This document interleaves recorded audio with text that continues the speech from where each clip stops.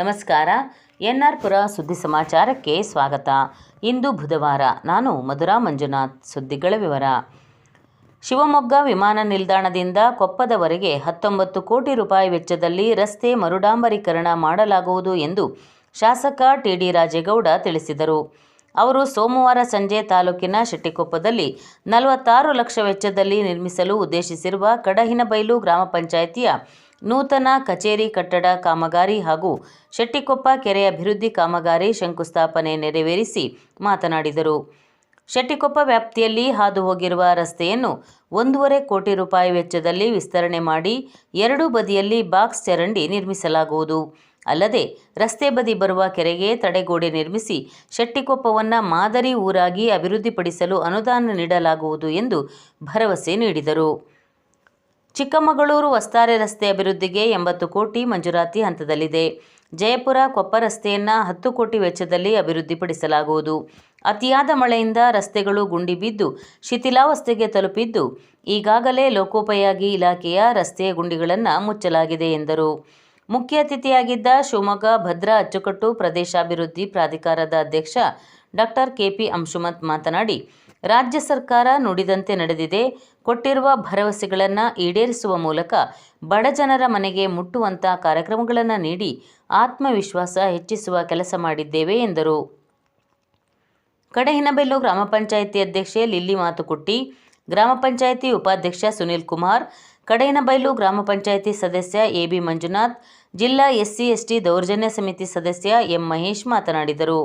ಸಭೆಯಲ್ಲಿ ಗ್ರಾಮ ಪಂಚಾಯಿತಿ ಸದಸ್ಯರಾದ ಚಂದ್ರಶೇಖರ್, ಶೈಲಾ ಮಹೇಶ್, ರವೀಂದ್ರ, ವಾಣಿ ನರೇಂದ್ರ, ಪೂರ್ಣಿಮಾ, ಅಶ್ವಿನಿ, ಚೆರಿಯನ್, ಕೊಪ್ಪ ಎಪಿಎಂಸಿ ಅಧ್ಯಕ್ಷ ಎಸ್.ಟಿ. ರಾಜೇಂದ್ರ, ಕೆಡಿಪಿ ಸದಸ್ಯರಾದ ಮಾಳೂರು ದಿಣ್ಣೆ ರಮೇಶ್, ಕೆ.ವಿ. ಸಾಜು, ಬಗರುಕುಂ ಸಮಿತಿ ಅಧ್ಯಕ್ಷ A C. Joy, EO H D. Naveen Kumar, BEO Shabana Anjum, PCLD bank ಅಧ್ಯಕ್ಷ ಕೆ.ಎಂ. ಸುಂದರೇಶ್, ನಿರ್ದೇಶಕಿ ಶೈಲಾ ಮಹೇಶ್, ಗ್ಯಾರಂಟಿ ಸಮಿತಿ ಸದಸ್ಯ ಬೇಸಿಲ್, ಜಿಲ್ಲಾ ಪಂಚಾಯಿತಿ ಮಾಜಿ ಸದಸ್ಯ ಪಿ.ಆರ್. ಸದಾಶಿವ, ವೆಂಕಟೇಶ್ವರ ಹಾಗೂ ಕೆರೆ ಬಳಕೆದಾರರ ಸಂಘದ ಅಧ್ಯಕ್ಷ ಕಾಂತರಾಜ್, ಪಿಡಿಒ ವಿಂದ್ಯಾ ಮತ್ತಿತರರು ಇದ್ದರು.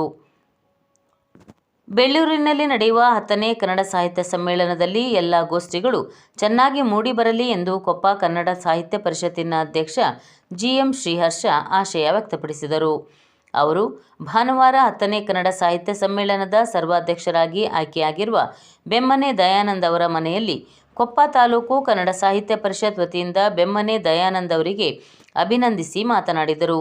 ಬೆಮ್ಮನೆ ದಯಾನಂದ್ ಅವರು ಕೊಪ್ಪ ತಾಲೂಕು ಕನ್ನಡ ಸಾಹಿತ್ಯ ಪರಿಷತ್ನಲ್ಲಿ ಹೆಚ್ಚಾಗಿ ತೊಡಗಿಸಿಕೊಂಡು ಹರಿಹರಪುರ ಹೋಬಳಿ ಅಧ್ಯಕ್ಷರಾಗಿ ಕೆಲಸ ಮಾಡಿದ್ದರು. ಅವರು ನನ್ನ ಗುರುಗಳಾಗಿದ್ದಾರೆ. ಅವರ ಮಾರ್ಗದರ್ಶನದಲ್ಲಿ ಬೆಳ್ಳೂರಿನಲ್ಲಿ ನಡೆಯುವ ನರಸಿಂಹರಾಜಪುರ ಕನ್ನಡ ಸಾಹಿತ್ಯ ಸಮ್ಮೇಳನವು ಹೆಚ್ಚು ಅರ್ಥಪೂರ್ಣವಾಗಲಿ ಎಂದರು. ಅಭಿನಂದನೆ ಸ್ವೀಕಾರ ಮಾಡಿದ ಸಾಹಿತ್ಯ ಸಮ್ಮೇಳನದ ಸರ್ವಾಧ್ಯಕ್ಷ ಬೆಮ್ಮನೆ ದಯಾನಂದ್ ಮಾತನಾಡಿ, ನನಗೂ ಕೊಪ್ಪ ತಾಲೂಕು ಕನ್ನಡ ಸಾಹಿತ್ಯ ಪರಿಷತ್ತಿಗೂ ಹತ್ತಿರದ ಸಂಬಂಧವಿದೆ. ನಾನು ಹರಿಹರಪುರದ ಕಾಲೇಜಿನಲ್ಲಿ ಹೆಚ್ಚು ಕೆಲಸ ಮಾಡಿದ್ದು, ಆ ಸಂದರ್ಭದಲ್ಲಿ ಕನ್ನಡ ಸಾಹಿತ್ಯ ಪರಿಷತ್ನಲ್ಲೂ ಕೆಲಸ ಮಾಡಿದ್ದೆ.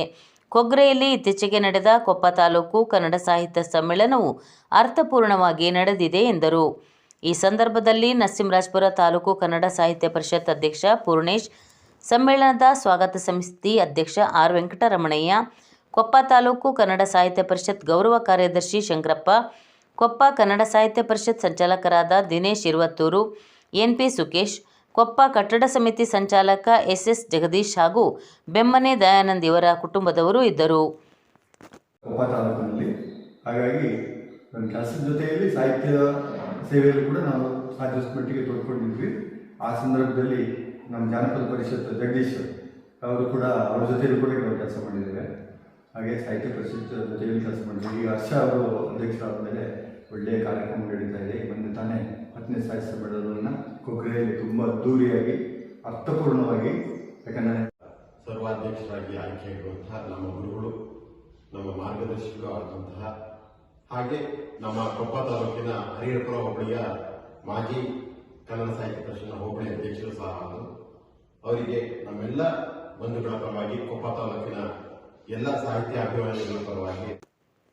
ನರಸಿಂಹರಾಜಪುರ ತಾಲೂಕಿನ ಚಿಕ್ಕಗ್ರಾರದ ಗ್ರಾಮದಲ್ಲಿ ಎಸ್.ಎಂ. ಸೆಹಗಲ್ ಫೌಂಡೇಶನ್ ವತಿಯಿಂದ ಗ್ರಾಮದ ರೈತ ಮಹಿಳೆಯರಿಗಾಗಿ ಐಸಿಸಿಆರ್ಎಲ್ ಯೋಜನೆಯಡಿ ಕಾಫಿ ಪುನರುತ್ಥಾನ ಕೃಷಿ ಹಾಗೂ ಕಾಫಿ ಕೊಯ್ಲೋತ್ತರ ನಿರ್ವಹಣೆ ಬಗ್ಗೆ 1 ದಿನದ ತರಬೇತಿ ಕಾರ್ಯಕ್ರಮವು ಭಾನುವಾರ ನಡೆಯಿತು. ಸೆಹಗಲ್ ಫೌಂಡೇಶನ್ನ ಫೀಲ್ಡ್ ಅಸಿಸ್ಟೆಂಟ್ ಶಿವಾನಂದ್ ತರಬೇತಿ ನೀಡಿ, ಮಹಿಳಾ ರೈತರು ತಮ್ಮ ಕಾಫಿ ತೋಟದ ಮಣ್ಣನ್ನು 2 ವರ್ಷಕ್ಕೊಮ್ಮೆ ಪರೀಕ್ಷೆ ಮಾಡಿಸಬೇಕು. ಮಣ್ಣು ಪರೀಕ್ಷೆಯ ಆಧಾರದ ಮೇಲೆ ಭೂಮಿಗೆ ಅಗತ್ಯವಾಗಿರುವ ಗೊಬ್ಬರ ನೀಡಬೇಕು. ಮಣ್ಣಿನ ಆರೋಗ್ಯ ಕಾಪಾಡಿಕೊಂಡರೆ ದೀರ್ಘಕಾಲ ಉತ್ತಮ ಫಲಿತಾಂಶ ಸಿಗಲಿದೆ. ಮಣ್ಣಿಗೆ ಜೀವನಿರೋಧಕ ಶಕ್ತಿ ಬರಲಿದೆ. ಭೂಮಿಗೆ ಜೈವಿಕ ಗೊಬ್ಬರದ ಬಳಕೆ ಅಗತ್ಯವಾಗಿದೆ ಎಂದರು. ಈ ಸಂದರ್ಭದಲ್ಲಿ ಸಂಸ್ಥೆಯ LRP ರಮ್ಯಾ, ಸವಿತಾ ತರಬೇತಿ ನೀಡಿದರು. ತರಬೇತಿಯಲ್ಲಿ ಗ್ರಾಮದ ರೈತ ಮಹಿಳೆಯರು ಪಾಲ್ಗೊಂಡಿದ್ದರು. ವಂದನೆಗಳು.